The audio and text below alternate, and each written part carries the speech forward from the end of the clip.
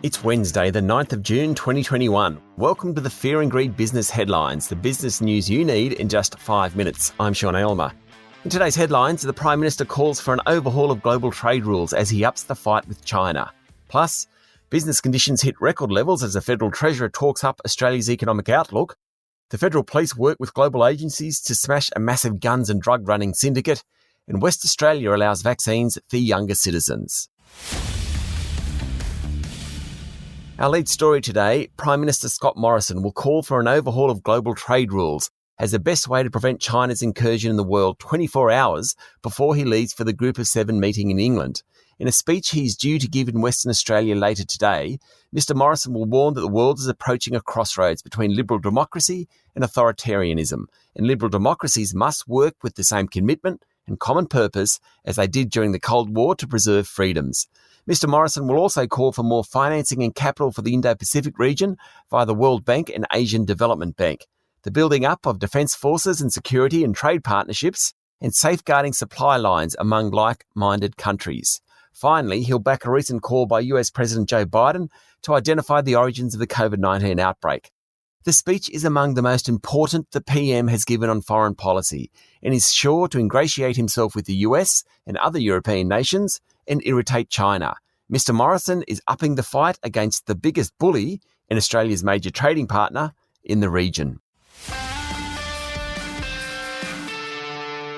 In overseas news, thousands of websites around the world went offline last night for about an hour, including several from major news outlets and streaming services, following problems with a Silicon Valley-based internet infrastructure provider.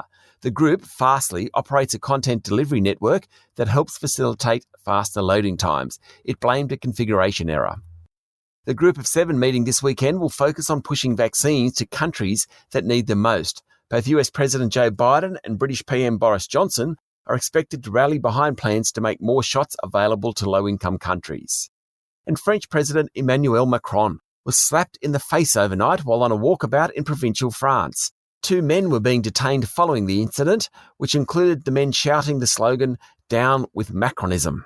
How very French. Locally, the outlook for economic growth for the rest of the year has improved sharply after companies reported booming business conditions and signalled intentions to hire and invest more. The National Australia Bank survey of business conditions hit a record high in May for the second successive month. There's stronger activity across the states and territories and across most industries. The business conditions survey suggests sectors such as construction and manufacturing are now moving from recovery into expansion mode, said NAB Chief Economist Alan Oster. Meanwhile, Federal Treasurer Josh Frydenberg yesterday said there was now an historic opportunity to drive the unemployment rate lower.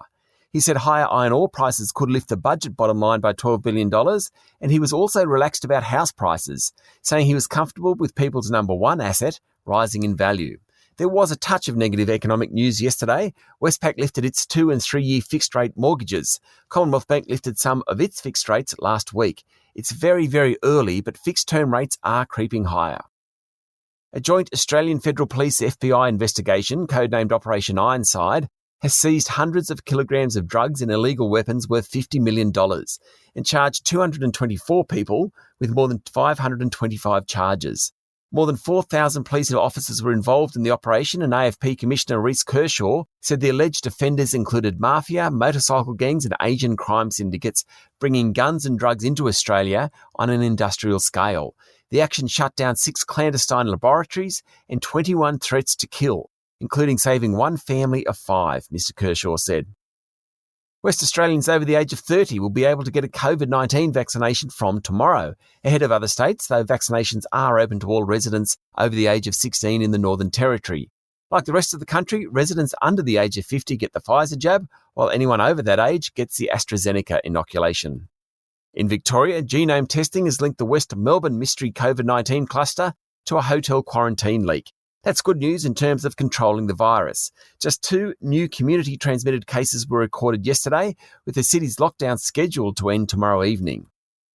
And new research suggests about 4 million Australians are likely to purchase digital currencies in the next 12 months, including more than a third of millennials and almost as many Gen Zers. The survey, commissioned by cryptocurrency exchange Kraken, said 21% of investors were ready to purchase digital tokens. It's a bit of a long bow to say that a survey of just over 1,000 people can suggest 4 million Australians will buy into cryptos, but it is interesting that millennials like the investment class more than others. Meanwhile, Bitcoin fell to a 2-week low overnight, dropping nearly 10% to be trading at $32,000 a unit. Other cryptocurrencies also fell. That's the Fear and Greed business headlines for today. Make sure you hit follow so you get it every morning. And if you'd like more detail and more stories, search for our longer daily podcast called Fear and Greed. We also release a daily interview. Today we're talking to Jarden Chief Economist Carlos Cacho about the labour market. I'll be back later with the afternoon market report. I'm Sean Aylmer. Have a great day.